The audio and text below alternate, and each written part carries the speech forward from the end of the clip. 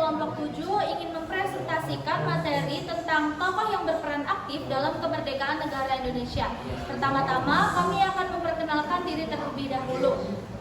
Perkenalkan, nama saya Rizky Raditsa. Nama saya Silvita Eka Salwana. Nama saya Muhammad Sadat. Nama saya Jena Abdul Yusuf. Langsung saja, kami akan masuk ke materi yang pertama, yaitu tokoh Sri Sultan Hamengkubuwono.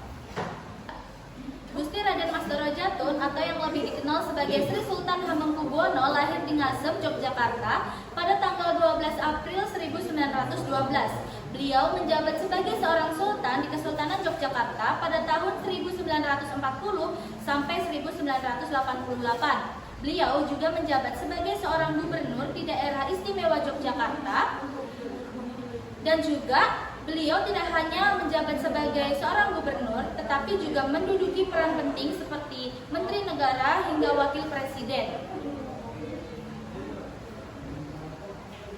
Beliau memberikan kontribusi yang besar dalam pembangunan dan pembentukan kebijakan negara. Sri Sultan Hamengkubuwono memiliki peran penting dalam mempertahankan kemerdekaan negara Indonesia, yaitu ketika proklamasi kemerdekaan negara Indonesia, yaitu tanggal 17 Agustus 1945, beliau turut berperan dalam membangun dukungan dari wilayah Yogyakarta dan sekitarnya. Salah satu momen penting Sri Sultan Hamengkubuwono dalam mempertahankan kemerdekaan negara Indonesia adalah ketika Belanda mencoba merebut kembali wilayah negara Indonesia setelah Perang Dunia II. Pada tahun 1948, Belanda mencoba merebut Jogja dan mengendalikan pemerintahannya. Sri Sultan Hamengkubuwono tidak hanya diam, beliau bergerak melawan bersama rakyat Yogyakarta melalui strategi perang gerilya. Melalui kepemimpinan dan komitmen beliau, Indonesia dapat melewati tantangan dan dapat mempertahankan kemerdekaannya kembali. Selama hidupnya, Sri Sultan Hamengkubuwono tidak hanya dikenal sebagai seorang pemimpin, tetapi juga sebagai tokoh yang aktif dalam bidang sosial dan keagamaan. Sri Sultan Hamengkubuwono juga dikenal sebagai Bapak Pramuka Indonesia. Pada tanggal 2 Oktober 1988, Sri Sultan Hamengkubuwono meninggal dunia di Washington, Amerika Serikat pada usianya yang 76 tahun. Warisannya sebagai seorang pemimpin yang bijaksana terus diabadikan oleh bangsa Indonesia, dan beliau dihormati sebagai salah satu tokoh penting berpengaruh dalam sejarah Indonesia. Selanjutnya Muhammad Tabrani Suwijito, lahir pada tanggal 10 Oktober 1004, Pemekasan di Madura. Pendidikan beliau adalah HIS, Hollandaise Standard School, dan Mulo Praban di Surabaya. Perjuangan bahasa Indonesia Harian India Baru pada tahun 1925. Tabrani bekerja di harian ini sejak Juli 1926. Gagasan beliau adalah bahasa Indonesia. Pada 10 Januari 1926, Tabrani menerbitkan artikel berjudul Kasihan yang mengusulkan penggunaan nama bahasa Indonesia. Ide ini muncul karena ketergantungan masyarakat pada identitas daerah, contohnya Jong Java, Jong Celebes, dan lain-lain. Tabrani menulis di Harian India Baru pada 11 Februari 1926, bangsa Indonesia belum ada, terbitkanlah bangsa Indonesia itu. Bangsa Indonesia belum ada, terbitkanlah bangsa Indonesia itu. Tujuan dan dampak pembangunan identitas nasional. Tabrani ingin menciptakan bangsa yang menyatukan seluruh rakyat Indonesia, mengatasi perbedaan kedaerahan. Bangsa Indonesia sebagai simbol persatuan negara ini akhirnya diterima dan bangsa Indonesia diakui sebagai bangsa persatuan. Selanjutnya, Sultan Syarif Qasim II. Sultan Syarif Qasim II adalah sultan terakhir di Kesultanan Siak Sri Indrapura yang memerintah antara tahun 1915 sampai tahun 1945.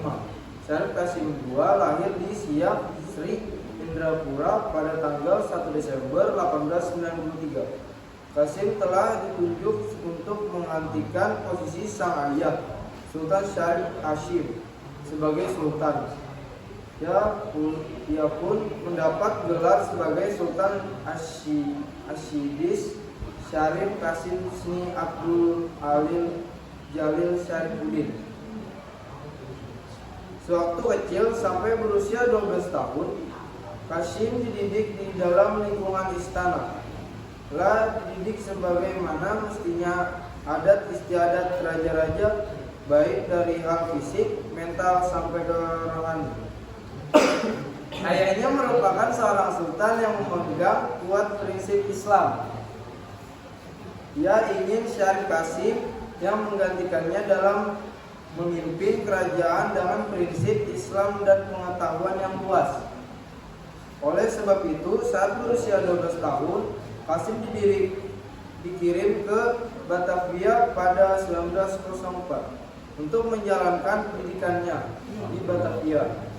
Kasim melanjutkan pendidikannya tentang hukum Islam. Pada tahun 1915, Syarif Kasim telah tumbuh dewasa dan berhasil menyelesaikan studinya di Batavia. Dia memutuskan kembali ke Siak karena tugas selanjutnya sudah menunggu, yaitu naik tahta sebagai Sultan Siak.